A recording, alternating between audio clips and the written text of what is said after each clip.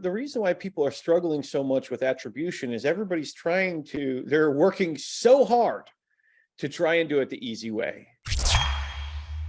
Hey everyone, welcome to another episode of Perfectly Mentored. I'm your host, Jason Portnoy. On this episode, I welcome back Justin Brooke, probably the smartest person I know when it comes to the online marketing space.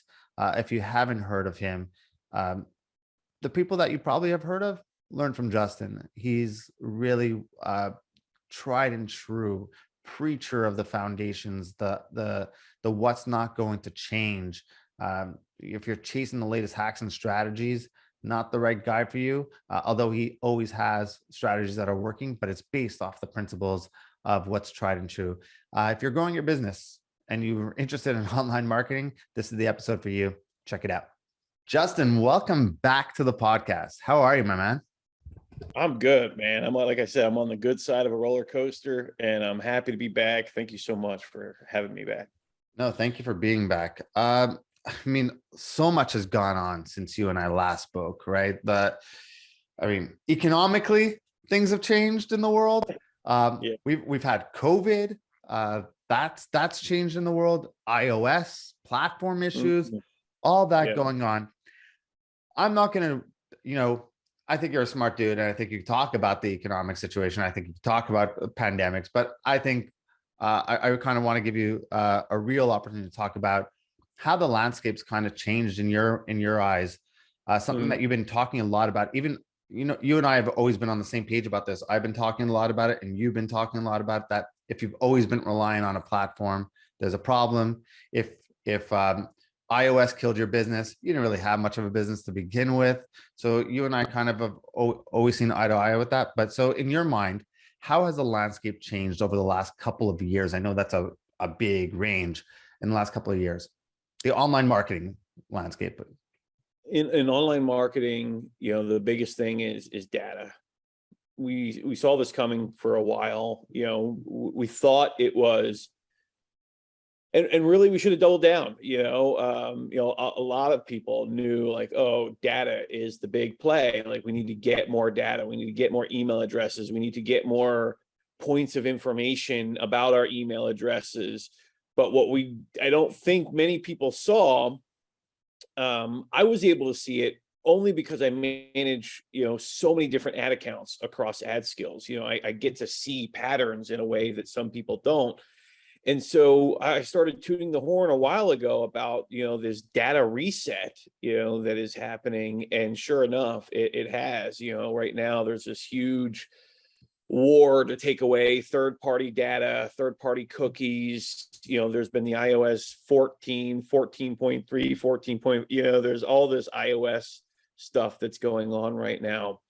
And the reason for that is because Facebook essentially lives on iOS. Yes, it's also on Android, but it's such a mobile platform. Only us internet marketers are still using the desktop version of it. Very rarely are, and some grandmas, I know my grandmother, she checks in on her laptop. But the majority of people, when they're on Facebook, they're on their phone. It is a mobile platform.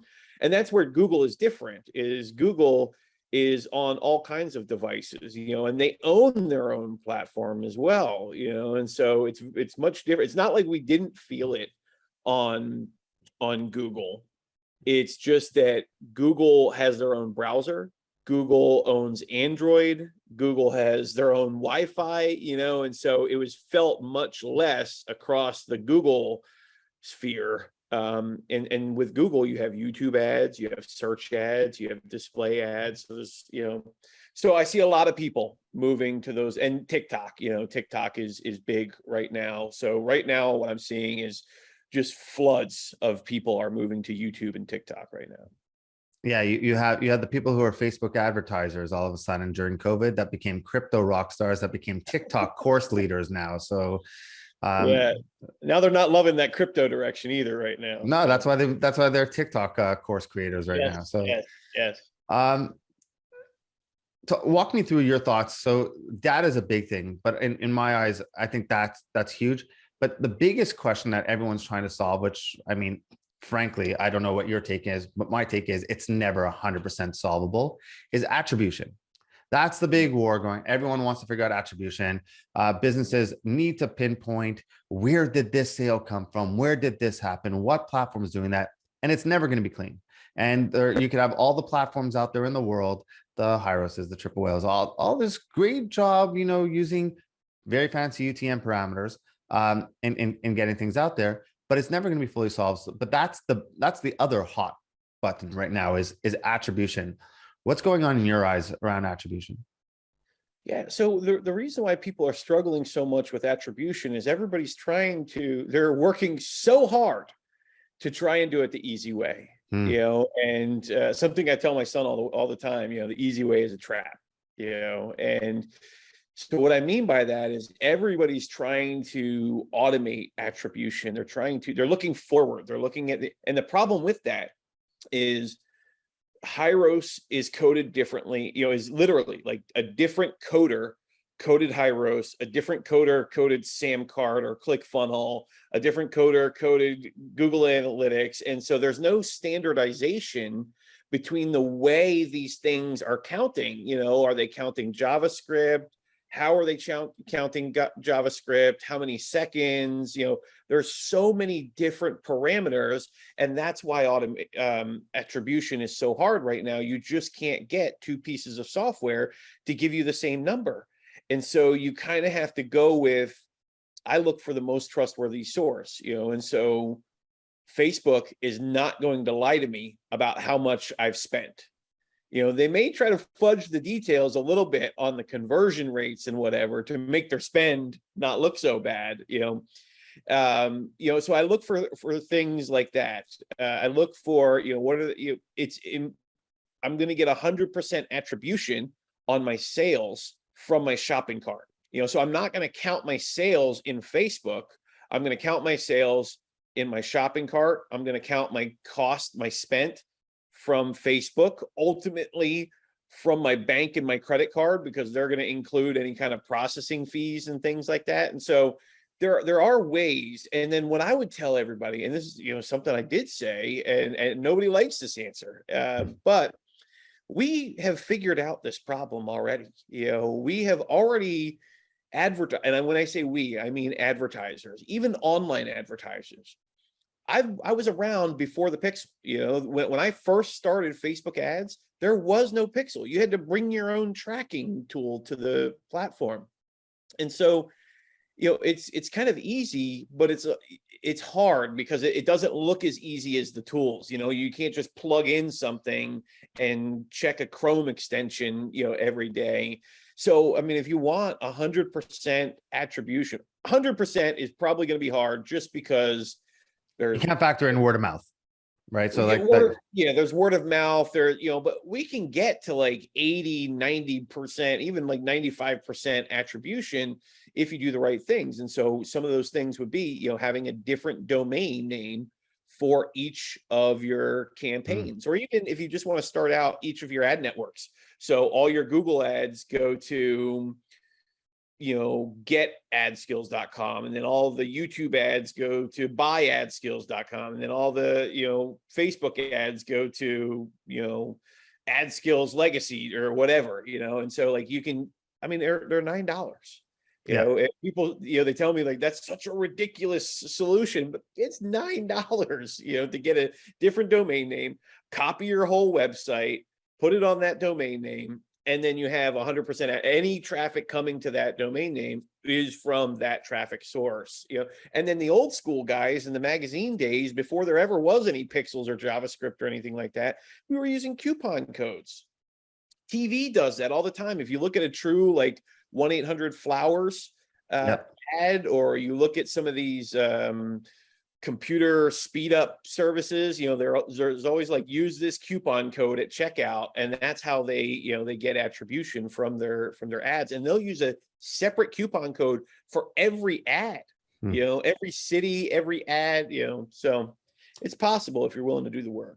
It's funny that you brought up the old magazine guys. I said it all the time. I said, do you think David Ogilvy would be complaining that about attribution and tracking right now? He'd be just so happy he could reach as many people as possible which goes into saying that how much of this do you see people complaining about things that are out of their control versus actually working on the things that are in their control, like increasing the conversion rate on their website, increasing different things, A/B split testing, different things that are in their control versus needing to dial in on things that like drive down CPMs, drive down CPAs, a lot of things that could be done, but are a lot harder than actually fixing the things that are 100% inside your control. Yeah, so it just, we had it easy for a while. Mm. You know, I would say from 2010 to 2020, we just had it easy. It was the gravy train. We had all these new ad networks coming up. They were creating new features. They were making, the interfaces were getting easier and easier. They were fighting for, attention. And so costs were good. And now we're just in this grown-up period of online advertising, and it's not as easy. And now all of a sudden everybody, is crying about it, but we just have to realize like the gravy train is gone. It doesn't mean like the world has ended or it's bad or anything like that. It's still incredibly good, but now we just don't have it as easy as we used to. We got to work for it a little bit more. And I think that that's going to happen in physical, in the brick and mortar world as well. I mean, we've had it so easy over the last 20 years. And now, gas prices are going up, food prices are going up, this is short, that's short, and so I think kind of the same thing is happening in the brick and mortar world as well. And I think we all just have to, for me, I'm looking to history, because they say history repeats itself. And so I'm looking at like, look, my grandfather already went through this stuff. What did he do? Oh, he planted a garden. Okay, I'm planting a garden, or, what did the guys do before there were pixels? Oh, they used coupon codes. Okay, we're using coupon codes. Like, this stuff has all been figured out already. We need to just like, I would even say, if I were like the internet marketing doctor or whatever, I would, give everybody a prescription, take like 72 hours off, go unplug. Read a book, unplug, sit around some campfires, and then come back to it looking at history. How did we solve this problem already? And then just start implementing those things and put your tough like rhino skin on, and let's move forward. I mean, it's still the greatest time ever for advertising and direct response. I mean, I can make a Facebook post and reach people in Nigeria for free. Yep. Like that's real, like let's stop crying, guys. It's pretty awesome. I agree with you. And I think the real people who were affected were the people who just became really good button pushers and not necessarily marketers, right? So they knew how to play around with, manual bids or whatnot and get things out there, but they don't know how to create an offer. They don't know how to write copy. They don't know how to make good creative to stand out. I think those are the people that are affected. I want to get to, something you said about like history and what you're doing, because you're here. I'd love to get inside your brain and work. But before I even go there, you said that if you were looking at a business, you would sit there and say, okay, the truest metric I have is the money in the bank, right? So money I made, that's the truest metric. How would you advise, people listening right now who hired agencies, right? They may have a different Facebook ad agency and a Google agency, and they're looking at, it used to be ROAS, right? Like that's the number you looked at, and it was like, cool, this agency is getting me a 3x return. I'm cool with it. Yeah, attribution is going to play into it. But now all of a sudden when ROAS doesn't become a number anymore, that even makes any sense, and they're looking at it a little bit differently. How would you tell agencies, how would you tell clients to hold agencies accountable? To hold agencies accountable, like in e-commerce, for example, the one metric that you would hold the agency accountable for most clients were ROAS, right? Like, get me a ROAS over this amount. Now it can't be MER, because if you're not running Facebook ads, if you're running Facebook ads but not their YouTube ads, or they're not doing this and they're just relying on this, but they're not giving you that, there's so many different things that come into play. So I'd love to hear your thoughts on that. Metrics I love. I like average order value, CPA, and LTV. LTV, I got a little bit of a rant with LTV. Some people, they look at lifetime value and they literally try to track a lifetime. Yeah, It no. gets weird. Yeah. How far is the lifetime? Are we talking 7 years, 9 years? So I really Plus most think, people don't have a lifetime to really wait to bring back, like, right. to make their money back. So for me, lifetime value is like 30, 90, 1 year. Yeah, And I agree. so my average order value, that's how much did our ads make in the first pass. I call it day zero. They're the first time they're interacting with us. They went through the whole funnel, the whole sequence. What did they do? And then I look at, I track the whole thing, like email follow-up, social media, all my different touches through LTV. And then we just try to make sure that our CPA, our cost per acquisition, or some people call it cost, CAC, cost to acquire a customer, what is our acquisition cost? Make sure that's lower than our average order value, and then make sure our LTV is multiples of our AOV. And every business, I've not yet met a business. I'm sure there's some like media business that runs off of a completely different business model that wouldn't work for that. But for most of us, where we have like a transaction, we're selling a product or a service, and there's a transaction, those three metrics, that's what the investors look for. That's what the bankers look for. That's what business partners look for. That's how you pay your employees. Those are the metrics you need to use. And so someone listening right now, knowing that advertising costs are going up, right? They're not going down. Advertising costs can go up. What are some of your maybe like top 3 to 5 tips on lowering, CPA or CAC or CPP, whatever you want to call it? We are in the algorithm game right now. The more you can learn to train the pixel. I wrote an article about this. If anybody searches my name and Pixel Genius, you'll find the article. So when I say like you should make a different account for every product, the e-com guys freak out. They're like, I have 1,600 products. What are you talking about? It's like, look, you have your top 3 sellers. Okay. I don't mean make a new account for all 1,600 of your products. I mean, take your top 3 sellers, or maybe even your top 10 sellers, depending on how big you are.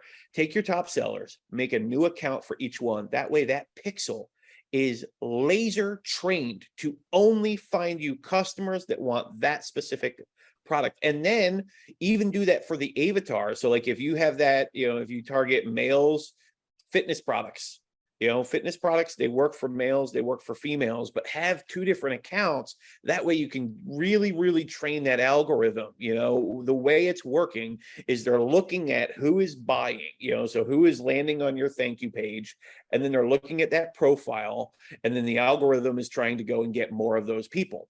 Well, if you're mixing that data, you're confusing the algorithm. It's like trying to train your dog, and your wife is using the command sit, your son is using the command down, your daughter is using the command be a darling. It's like the dog has no clue. The algorithm is very much that same way. You got to have really clean data, and that's just where we're at in advertising. In marketing, in business, it's all about data, it's all about algorithms. Netflix has an algorithm, TikTok has an algorithm. So like we're in the day of the algorithm, and you really, really have to be learning how to train the algorithm. And if you can, you'll get phenomenal results. It's, some people are bugging out and they're worried about like, the machines are going to replace us. So they're not that smart yet, guys. It will one day. It's coming. They're getting smarter every single day. There's even a new, so GPT-3 was the software that was allowing all these new like writing softwares to write for you, and it's pretty good. Most of you can't look at an article and tell that this is spun. Like back in the day, the old article spinners, you're like, this is I mean, you look at it as immediate like junk, doesn't even read right. Now they read pretty well. Well, there's already another evolution of that. I forget the name of it. It's like PAR or PAL something, and that thing is really good, and the next one's going to be even better, and it's going to speed up. It's an exponential. So like we're at the little U right now, just before these things rocket off. But just to answer your question, if you really learn how to train the algorithms, have clean data, separate things out via account, that way the pixel for that account really is laser targeted, yes, these things are smart enough to do 2 or 3 products, but if you want the best results, only let the account train for one specific audience and do that again and do that again. And I'm telling you, you'll start seeing better CTRs, better CPAs, all your metrics will improve. So interesting. So you're saying like have like 10 to 15 pixels on your site, even just like multiple pixels on your site. At least on your thank you page, maybe not on your landing page, and you want to probably use a tag manager, Google Tag Manager, segment, make sure you have asynchronous loading turned on. Tell your web guy, these words, but asynchronous loading just means they're not like loading one after the other, and making your page load speeds be killed. So yeah, if you do those things, yes, absolutely. And then pick and choose, you don't have to have 15, I'm talking like 3, 5, So one of the interesting questions going back to your history, right? And looking at history, Jeff Bezos had a great line. He talks about how he gets asked all the time, what's going to change? What's going to change? I want to know what's next. I want to know what's next. And he said, that's a great question, but it's very hard to predict the future and build your business on trying to predict the future. The better question that you want to ask is what's not going to change. And if you know what's not going to change, you can build a solid foundation around there. So I got you. You're probably one of the smartest people in this industry. I mean, like a lot of gurus have popped up since you, but you're the OG in this space. I see him come and I see him go. Yeah. Which is interesting because I'd love to hear why you think you've stuck around and all these people come and go a flash in time. But we'll save that that question for after. What's not going to change? What's not going to change? Humans. We're still selling to humans, and human psychology really doesn't change. There may be some fundamental things that change a little bit, like every 100 years or whatever. But for the most part, humans, we're still selling to humans, and that means human psychology is going to stay the same. So the more you lean in on things like market research, understanding buyer psychology, buyer journey, or customer journey, they call it, using customer avatars, leaning on copywriting skills, improving your persuasion in your sales, those are areas of investment that you can invest in it and know it's rock solid. You're investing in that, and it is just going to stay solid over the years, and you're not going to lose your money on that. So those are some things. What else isn't going to change? For the near future, everything is CPM. So if you understand that, so a lot of people, when they get into this stuff, they think, oh, we're paying per click, we're paying per sale. You're not. Okay. Facebook doesn't have a bag of clicks to sell you. They have eyeballs, they have users, they're not in the click selling business. They do some math trickery, and they sell it to you. They put the label on there, CPC, but there's really just a little math formula they do with CPMs and CTRs so that you think you're paying per click. And so when you finally turns, the lights go on, that you're paying per CPM, and that your CTR really matters, and that the user experience really matters. Those are things that, that's not going to change in the near future. They're all still selling views, YouTube, TikTok, and it's even more so now as we move more into video. Video is not going to change.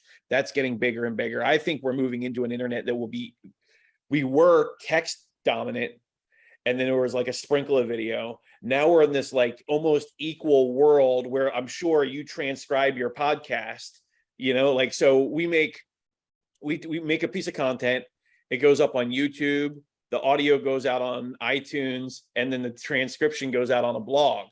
I think we're moving into a world where we'll just create video, and that stuff will happen automatically. The machines will automatically pull the audio. Somebody's going to create a software that does that, where all I have to do is upload a Zoom recording. It clips an intro and an outro on there, drags the audio, sends it over to my, iTunes RSS, sends it over to my WordPress as the blog post, and it's all done. And so I think we're moving into an internet that is going to be video dominant, just like it was text dominant in the past. And so those are some things that I think are not going to change.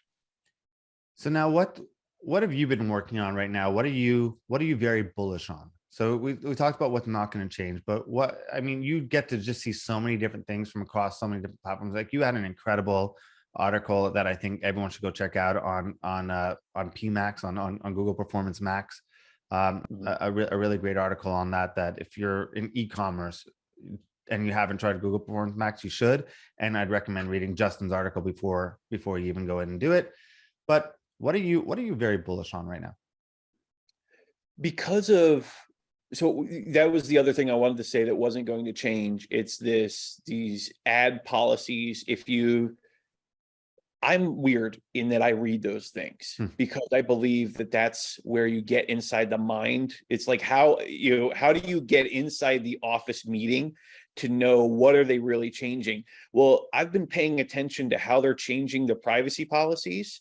And if you look at the privacy policies, user satisfaction is huge. The biggest fight right now is trying to keep the users on their platform, and that's why they want you to advertise only things on the platform. They don't want you to send your links and stuff like that. So that being said, what I'm really doing is because I'm looking at advertorials, and it's something I've been doing since 2009, kind of stumbled onto it because I realized I did very well, but my sales letter fatigued. There comes a point when you've shown your sales message to everyone, which is it's a good problem to have, but it's still a problem. And so I realized that I could write a new blog post every week, which linked over, to my sales page. Like just recently I wrote one that was like 3 YouTube ad ideas every business can use.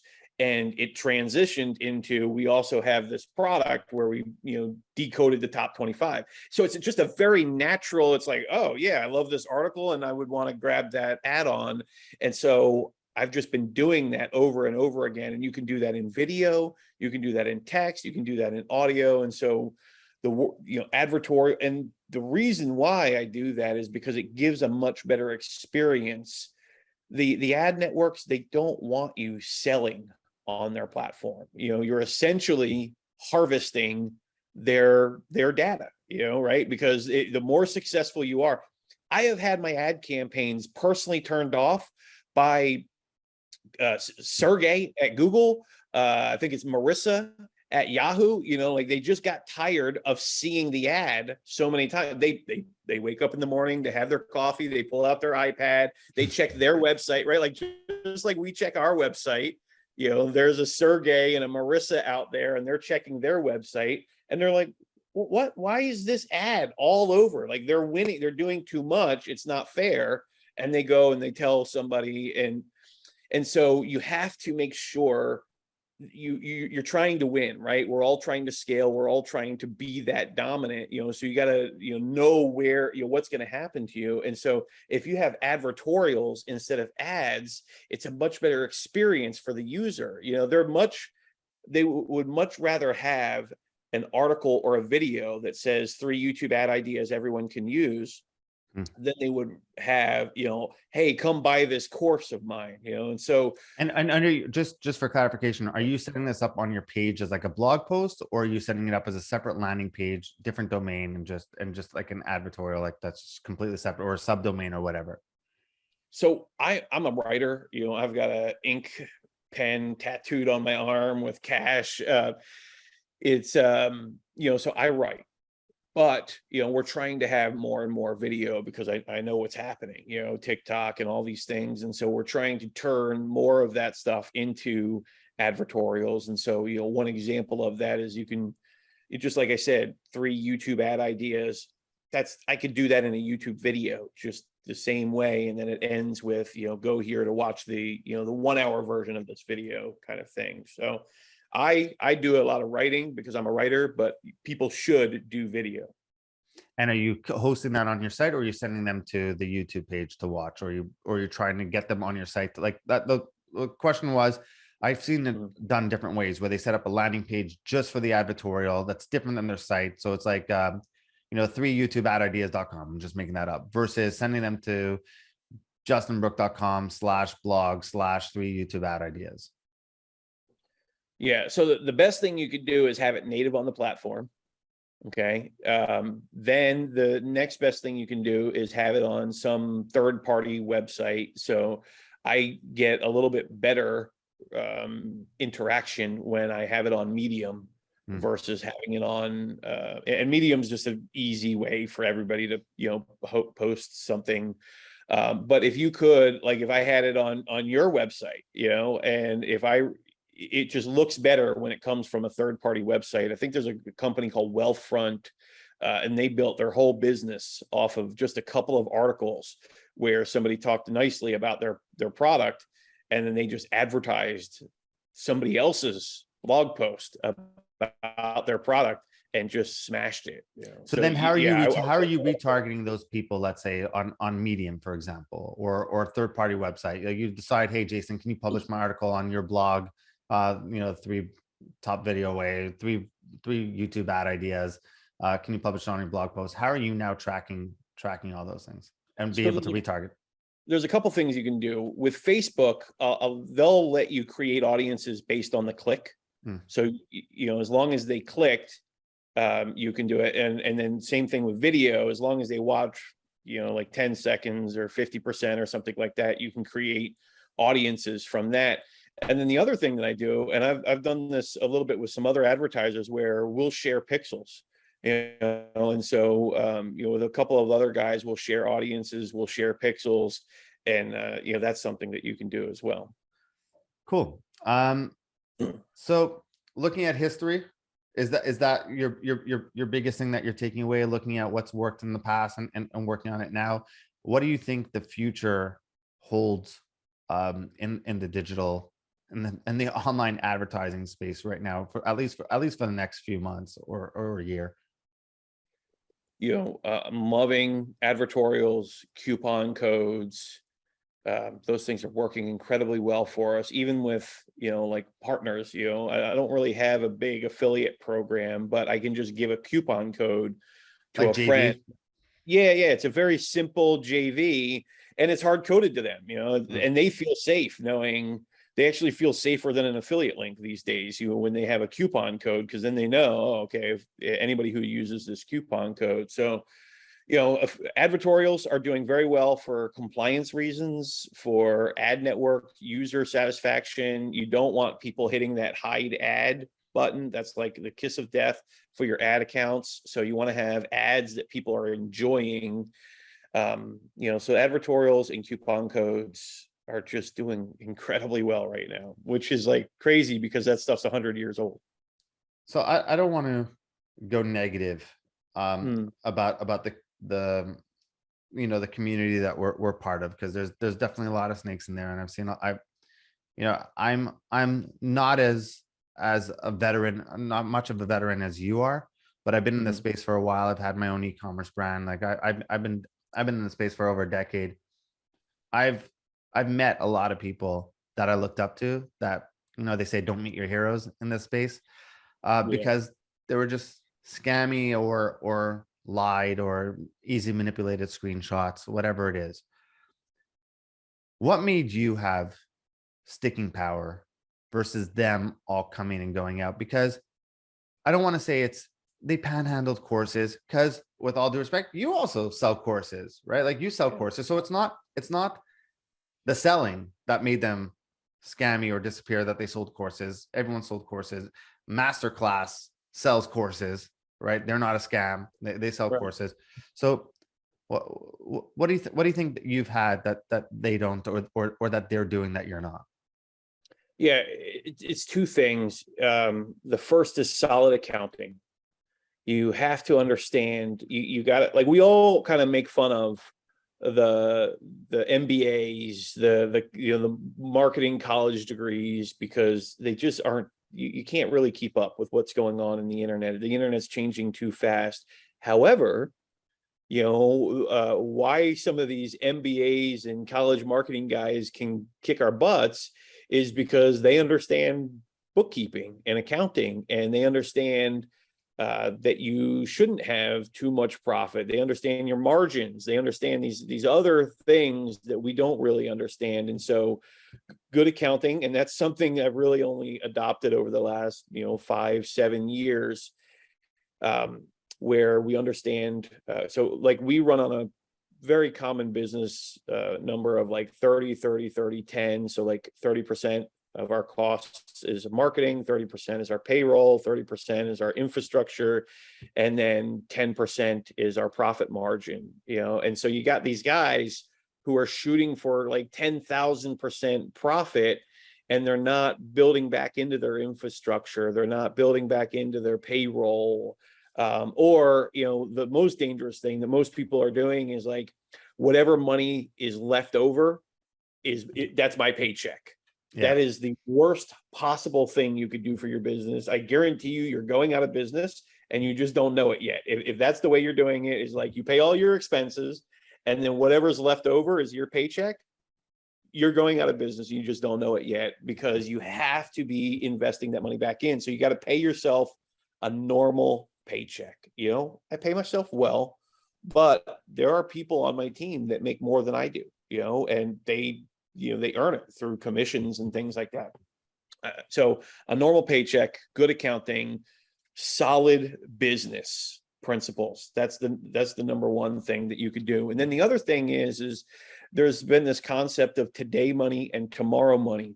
Our industry is, use a Gary V term, over-indexed on today money. They're all about that $1 million launch, whatever's going on in the next next 30 days. This industry lives on the next 30 days, maybe 90 days. I'm living on the 5 years, 25 years, and so that's why, I'm right now planning on a YouTube channel of like teaching people how to survive 20 years. And so like, I'm not even at the 20-year mark, but I know I'm going to be here at the 20-year mark. I'm 3 years away, and I want to be able to teach 20-year-olds how to survive in this business for 20 years. And so, that's, I almost to a fault over-index on tomorrow money. And so sometimes I don't have the today money like the other guys got, and sometimes I do. I run some good promotions. I do well, but I have that longer, steady money, and I focus on that. I want a sustainable business. I learned early that you could scale, but if it's not sustainable, what are you scaling for? Mm-hmm. You're just a flash in the pan. So sustainability first, then scale on that sustainable platform, and now you'll have real scale. I mean, I've audited so many accounts, and through our agency, we speak to clients all the time, and it's scary that I'm still shocked, or I don't know if it's scary that I'm still shocked or that I'm shocked and that's still scary. How many businesses have no clue what their numbers are, or the numbers to look at?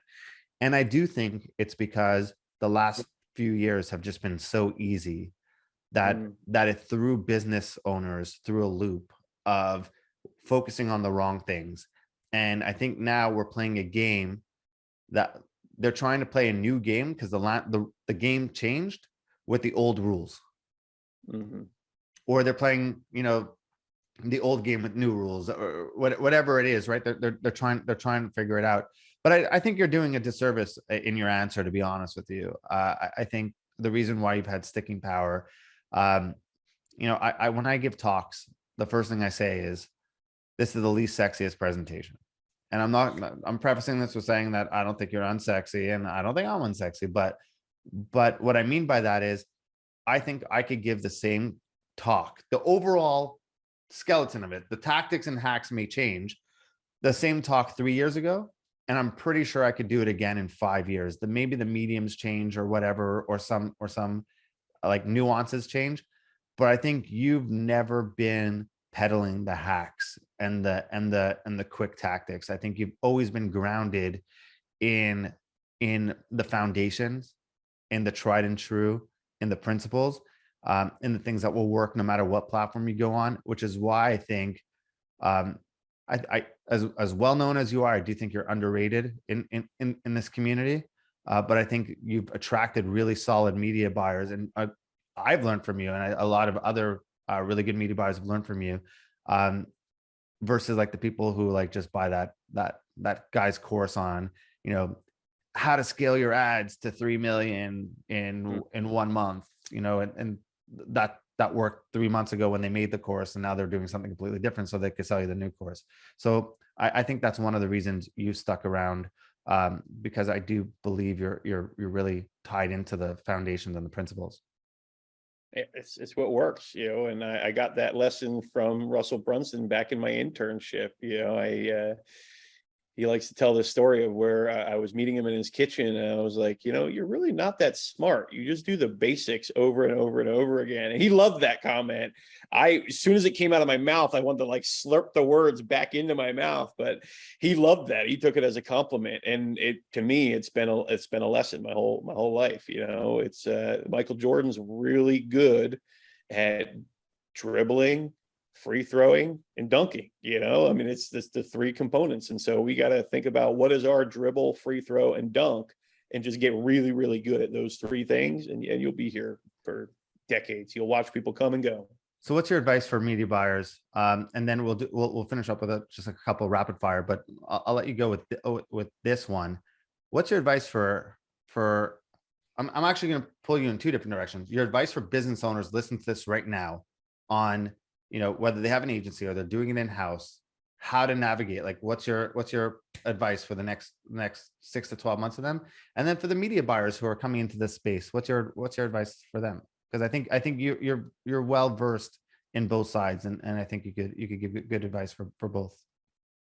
So I think it's, you know, if I could tell everybody, you know, one area to really invest in, it would be landing pages. You know, I think I do like the concept of funnel hacking, you know, and he just put a new name on it. You know, we had swipe files before we had funnel hacking and stuff like that.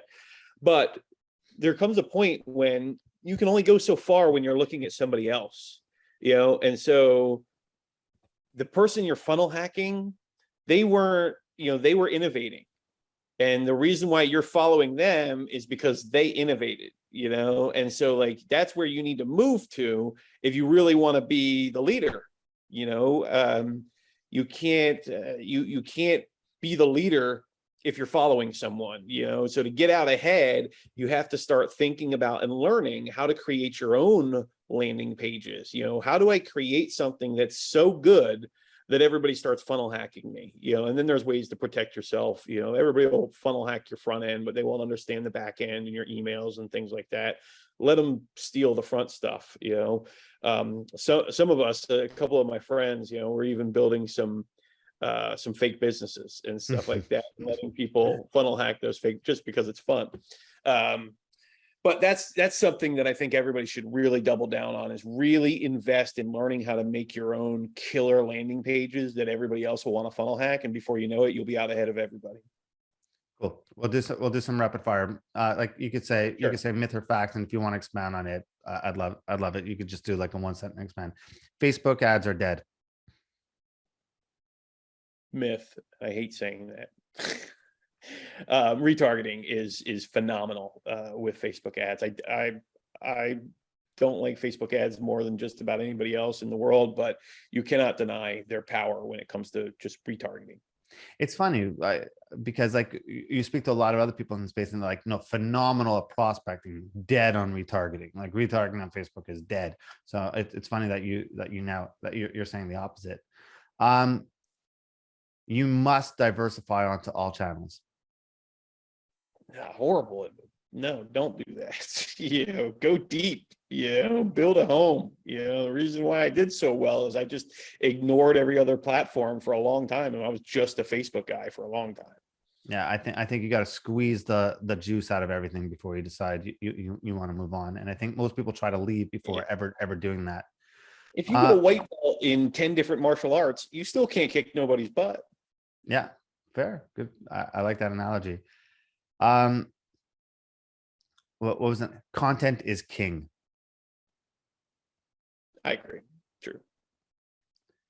And then the most important part of advertising is copywriting? No, it's, look, I have a copywriting tattoo. Okay. So, my copywriting brothers, I love you. But it is, far down the list. It is, the 10%. Now, if you do good copywriting, it will help. Absolutely. But it really comes down to the audience, understanding the offer, pricing, copy comes way down, it's the thing that gets the click, but really it's the offer and the audience first and foremost, picking a great audience, and then offer, media buying, customer support, good business principles, copywriting. Organic is dead.